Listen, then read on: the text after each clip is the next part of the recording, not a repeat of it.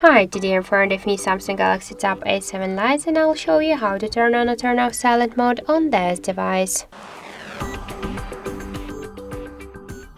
So first let's open the settings application and then tap to the sounds and vibration. If you wanna activate the silent mode, you should switch the sound to the mute one here. And now our calls and notifications, they will just be muted, so this means that the silent mode is activated. If you wanna turn it off, just switch mute mode to the silent one once again, and that's it.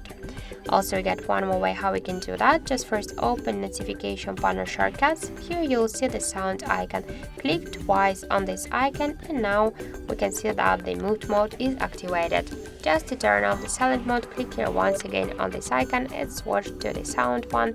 So this means that the silent mode successfully turned off.